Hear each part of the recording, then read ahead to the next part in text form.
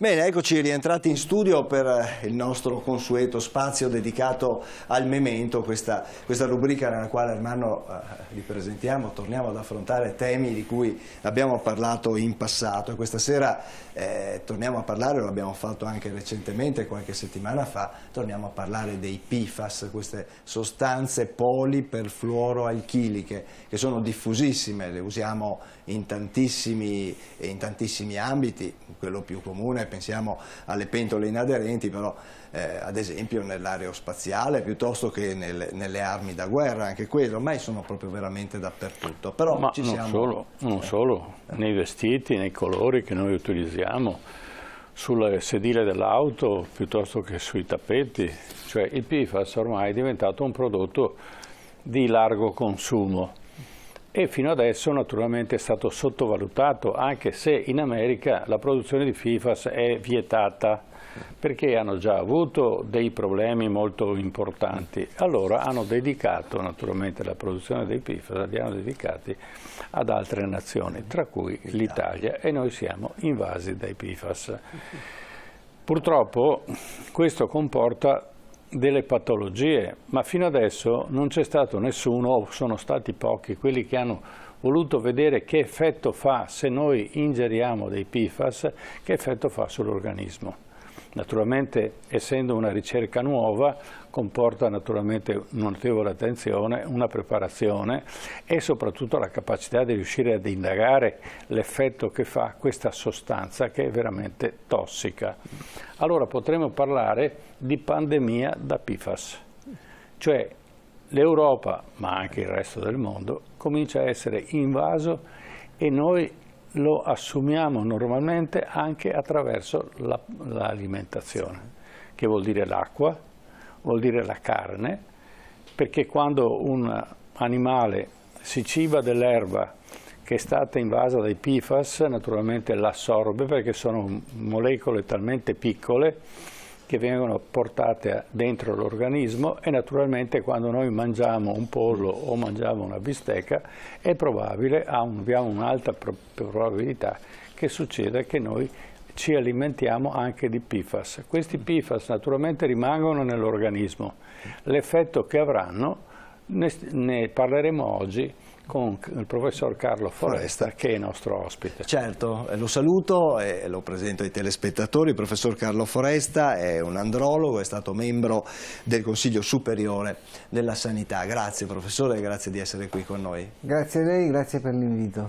Certamente, ecco, Ermanno, giustamente hai parlato di pandemia perché il problema PFAS è un problema ormai che interessa tutto. È improprio come termine, ma diamo l'idea ai telespettatori che è una cosa talmente diffusa che è come se fosse un virus. Ovviamente il virus si propaga in maniera diversa, però è alla portata, alla bocca di tutti, perché noi anche attraverso la pelle, ma soprattutto attraverso l'alimentazione, noi ci alimentiamo anche coi PFAS, e dell'effetto che i PFAS hanno, naturalmente lo chiediamo al professor Carlo Foresta, brevemente, perché poi avremo dei contributi e approfondiremo il discorso. È difficile essere brevi in un argomento di questo genere. Sì. Noi è 10 anni circa che studiamo gli effetti sulla salute dei PFAS. Da quando cioè si cominciava a pensare che il pericolo fosse soltanto per coloro che lavoravano nelle industrie che producevano queste sostanze. Poi ci si è preoccupati dei paesi limitrofi, dei paesi che in qualche modo attingevano dal punto di vista delle acque a quelle inquinate. Oggi invece si parla di diffusione generalizzata, vale a dire che anche città che sono lontanissime dalle industrie possono avere nelle acque i PFAS. L'ha dimostrato il monitoraggio che hanno fatto recentemente in Italia nelle acque potabili delle diverse città, dove si è visto che a concentrazioni sicuramente molto più basse rispetto a quelle dei paesi che vivono intorno alle industrie, ma è presente questa sostanza. E devo dire che il fatto che sia così poco rappresentata nelle acque, e quindi facilmente inquinabile, non toglie valore alle difficoltà cliniche che si associano a queste sostanze. perché mentre noi qui a Padova studiavamo le conseguenze delle concentrazioni elevate, perché nella nostra regione le concentrazioni erano molto elevate, negli Stati Uniti studiavano invece le conseguenze di queste sostanze a concentrazioni molto basse, come quelle che noi abbiamo trovato nelle nostre acque. E quali sono queste? Intanto ci sono organi di deposito. Un esempio per tutti: il testicolo. Il testicolo è un organo di deposito di queste sostanze. Non è casuale, se è stato documentato in modo molto chiaro, che una delle manifestazioni cliniche sul testicolo dei PFAS è il tumore testicolare. Ma oltre al tumore abbiamo visto che interferisce fortemente con la produzione degli spermatozoi e addirittura interferisce con l'attività del testosterone, cioè l'ormone maschile che esercita una serie di funzioni molto ampie a livello di tutto quanto l'organismo. L'ultima ricerca poi che abbiamo fatto quest'anno è quella che ha dimostrato come persino nell'interferenza tra spermatozoo e ovocita per la fertilizzazione, lo spermatozoo deve entrare nell'ovocita e il riconoscimento tra lo spermatozoo e l'ovocita avviene attraverso un sistema di due proteine che quando si incontrano si legano e consentono poi allo spermatozoo di penetrare nell'ovocita. Bene, i PFAS si legano alla proteina che è sullo spermatozoo e modificandone la funzione e quindi modificandone la capacità di penetrazione e di fertilizzazione. Quindi per sterilizzano praticamente, rendono sterili quello che invece dovrebbe essere la possibilità di riprodurre. Certo, per l'uomo quindi in quanto tale il PFAS è un nemico della fertilità. Ma questo avviene anche negli altri animali? Certamente anche negli altri animali. Quindi noi pensiamo sempre a noi stessi, però anche il cavallo piuttosto che la mucca, che si alimentano del PFAS che è sparso sul terreno, perché così avviene, o che bevono l'acqua con pieni di PFAS, anche loro subiscono questo. Allora la interromperei un attimo, così entriamo col contributo e poi continuiamo nel discorso. Quindi, secondo contributo, PFAS e disinformazione. Un'inchiesta giornalistica internazionale coordinata dal quotidiano francese Le Monde ha portato alla luce un'enorme campagna di lobbying e disinformazione messa in atto dall'industria dei PFAS e dai suoi alleati per ostacolare la proposta europea di restrizione dei PFAS. Uno scandalo enorme che dimostra l'entità degli interessi industriali ed economici in gioco legati all'utilizzo dei PFAS. Ad agire sono i cosiddetti mercanti di dubbi, che utilizzano argomenti falsi, fuorvianti, ricorrendo a tattiche conosciute e già usate, ad esempio per il tabacco, i combustibili fossili o per altri prodotti chimici come i pesticidi. Obiettivo: sminuire le prove scientifiche relative alla pericolosità dei PFAS. Recentemente anche in Italia abbiamo visto che si è tentato di nobilitare i PFAS non solo nel rapporto stilato da Mario Draghi sul rilancio dell'Unione Europea, ma anche nell'ambito del processo Miteni in Veneto, una delle aree più inquinate da PFAS in Europa. In tribunale alcuni consulenti delle società imputate hanno minimizzato gli impatti sanitari sulla popolazione, ma l'inquinamento da PFAS ha anche un costo enorme in termini economici. Per la bonifica dei PFAS in Europa, se si continuerà a usarli come oggi, serviranno 2.000 miliardi di euro in un periodo di 20 anni, quindi oltre 2.000 milioni di euro all'anno. A questi si devono aggiungere già oggi una cifra compresa tra i 52 e gli 84 miliardi di euro in costi sanitari all'anno solo in Europa. Secondo gli scienziati, i PFAS sono il veleno del secolo, che ha creato una tra le peggiori crisi di inquinamento che l'umanità abbia mai affrontato. La politica europea e quella italiana non devono farsi condizionare dalle lobby, ma ascoltare la comunità scientifica e vietare al più presto l'uso e la produzione dei PFAS per proteggere l'ambiente e la salute pubblica da questi veleni. Ed è quello che stiamo facendo, perché naturalmente quello che non si sa non c'è. E invece in realtà noi ci alimentiamo di queste sostanze che sono veramente terribili, ma non sono percepibili dal fisico umano, se non quando arriva il disastro, quindi arriva la grande patologia che lei ci spiegherà. Prego. Sì, è vero, sono tante le patologie che possono essere associate a queste sostanze. Un'altra di grande interesse è quella che riguarda la osteoporosi, cioè lo stato delle ossa. Sempre dalle nostre ricerche, che sono nate da alcune dimostrazioni a livello internazionale, dimostranti proprio che il popolo esposto ai PFAS aveva una struttura dell'osso più debole, meno calcificato.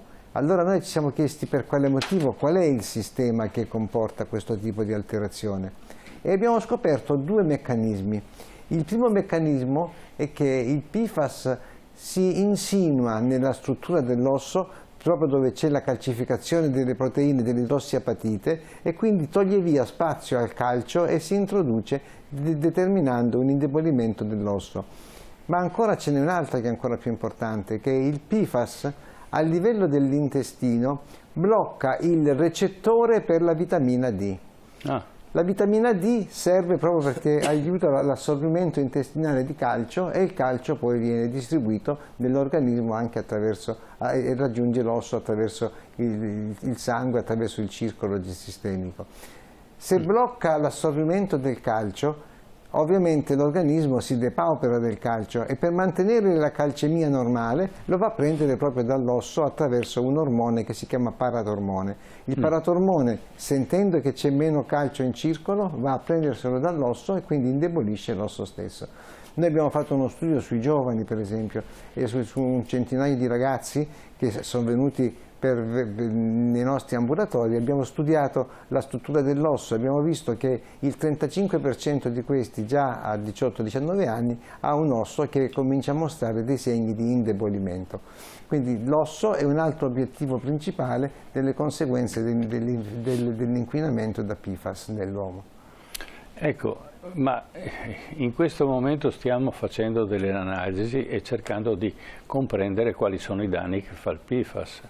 Ma la cosa più complicata non è solo pulire l'ambiente, ma come faccio a migliorare, a curare le patologie. Questo è il grosso problema. Quindi creiamo delle patologie nuove dove non abbiamo risultati per curarle. Prego. Io aggiungerei come facciamo ad eliminarli dall'organismo. Certo. Una volta che questi si siano infiltrati. È difficilissimo, perché possono restare nell'organismo sino a 4, 5, fino a 9, 10 anni, soprattutto nell'uomo, perché l'uomo, a differenza della donna, ha un'emivita molto più lunga. La donna li elimina un po' attraverso le mestruazioni, un po' perché il rene, grazie agli ormoni femminili, è in grado di eliminare con le urine queste sostanze. Nell'uomo invece rimangono più a lungo, e questo è molto importante, perché quando uno sa di avere un tasso elevato di PFAS nel sangue, si cerca di capire come fare per toglierlo, e ad oggi non c'è ancora una soluzione precisa. Noi ci stiamo lavorando, perché grazie alla Regione Veneto stiamo facendo delle prove sperimentali su una nostra ipotesi. La nostra ipotesi è quella di aiutare i PFAS ad essere eliminati con le feci. Normalmente questo non accade, perché quando raggiungono l'intestino i PFAS non vengono eliminati con le feci, in quanto c'è un'attenta e attiva un'attività di riassorbimento da parte dell'intestino di questi elementi, che ripassano ancora nel circolo. Quindi c'è un circolo vizioso che non consente l'eliminazione con le feci. Ma soprattutto le molecole del PFAS sono talmente piccole che passano dappertutto, mi sembra. Certo, per quello noi abbiamo pensato ad una soluzione che interferisca con l'assorbimento intestinale, sì, utilizzando un carbone attivo che viene allegato poi ai PFAS, e che senza che ci sia l'assorbimento venga poi eliminato con le feci stesse. È uno studio che abbiamo in attività in questo periodo, siamo a un buon punto e si intravede qualche possibilità di intervento farmacologico con questa sostanza. Quindi assumendo carbone attivo, il carbone assorbe il PFAS e viene poi espulso normalmente dalle feci. Questa è la nostra ipotesi e siamo a un buon punto per la dimostrazione. Ho capito. Bene, allora passiamo al terzo contributo. Come i PFAS limitano la fertilità. Appunto ne abbiamo parlato adesso, ma ribadiamo il concetto perché è molto importante. Noi stiamo castrando le prossime generazioni. Uno studio italiano ha scoperto il motivo per cui i PFAS sono in grado di abbattere la fertilità umana. In parole semplici, esse si legano a una proteina sulla superficie dello spermatozoo, impedendogli di unirsi all'ovocita, di fatto inducendo un significativo rischio di infertilità. PFAS, sostanze poli e perfluoroalchiliche, sono tra i principali inquinanti al mondo perché utilizzate in tantissimi prodotti di uso comune. Se ne conoscono oltre 12.000, trattandosi però di interferenti endocrini, cioè composti in grado di interferire con gli ormoni, le conseguenze sulla salute sono quelle a carico della fertilità e dello sviluppo, oltre a essere associate a cancro, diabete e a tante altre patologie. L'impatto complessivo dei PFAS sulla salute non è ancora pienamente compreso, ma è chiaro che la loro enorme diffusione rappresenta un problema diventato emergenza anche in Italia per il fatto che sono finiti nelle falde acquifere, nell'acqua del rubinetto che beviamo.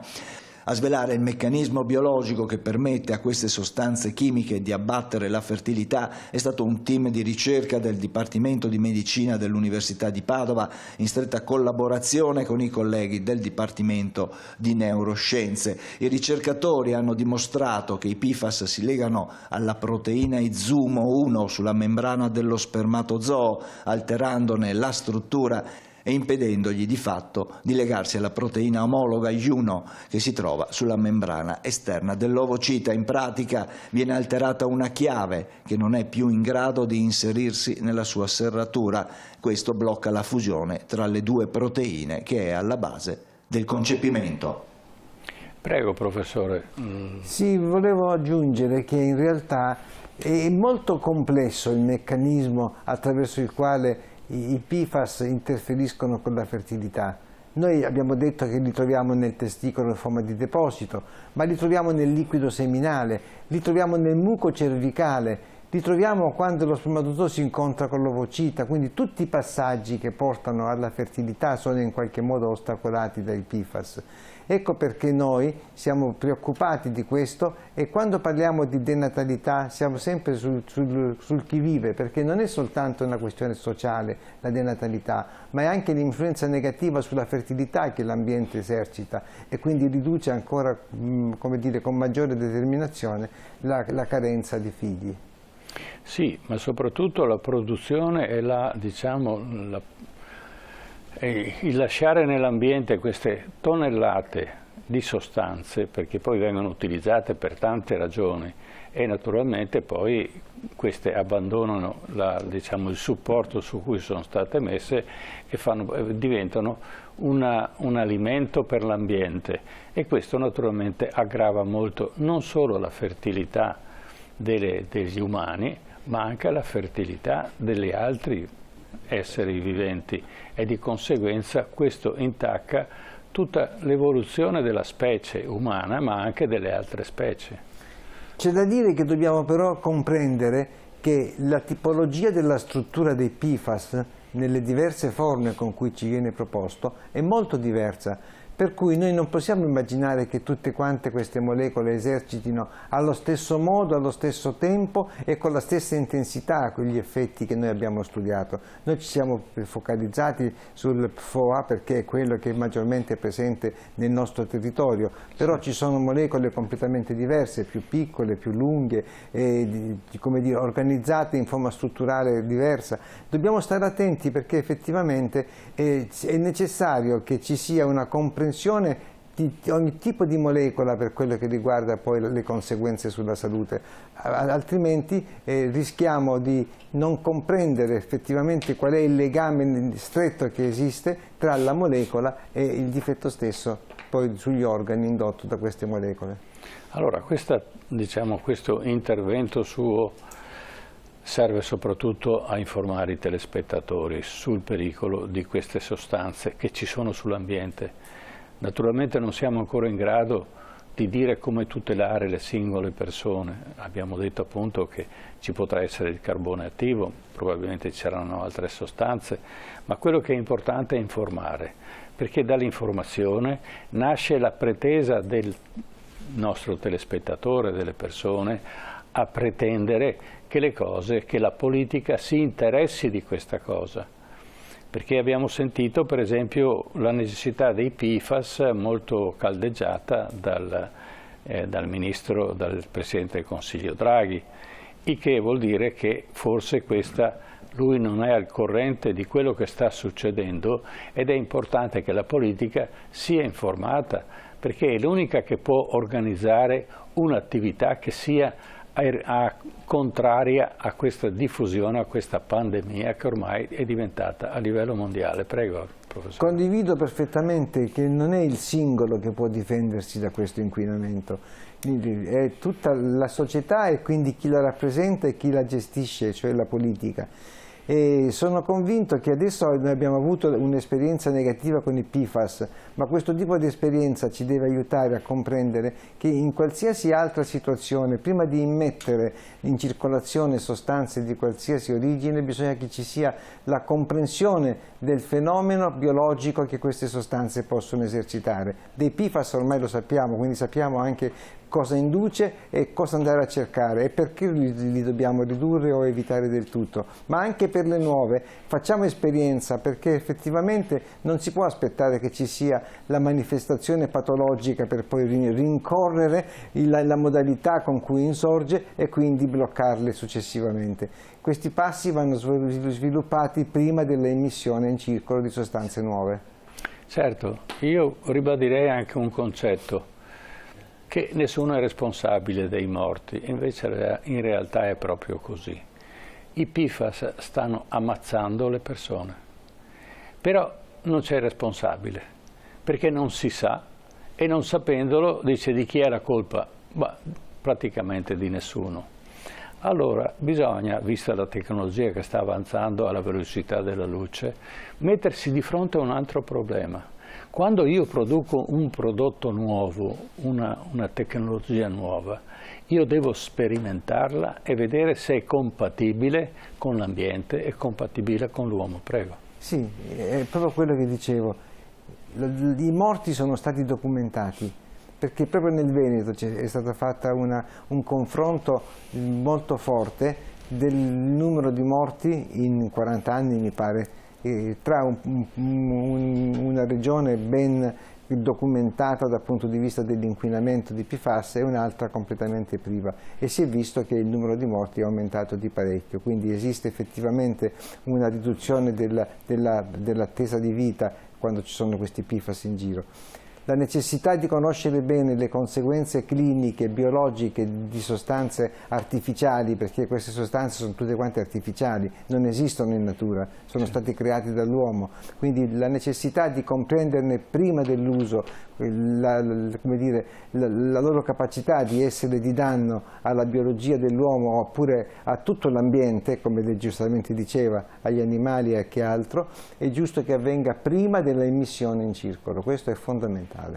Ecco, quindi ci vuole anche una regola che non è soltanto italiana ma europea e a livello mondiale, dove se io produco tecnologie nuove devo rispondere anche di quello che faccio ed eventualmente i danni che possono anticipare e prevedere i danni che possono fare. Questo per esempio anche in un altro settore, l'intelligenza artificiale, che sicuramente è una cosa importante, ma chi la sa usare e come sarà usata, questo è un altro enigma che affronteremo anche prossimamente. Grazie a lei per darci l'opportunità di diffondere quello che noi abbiamo fatto in questi anni. Certo, certo.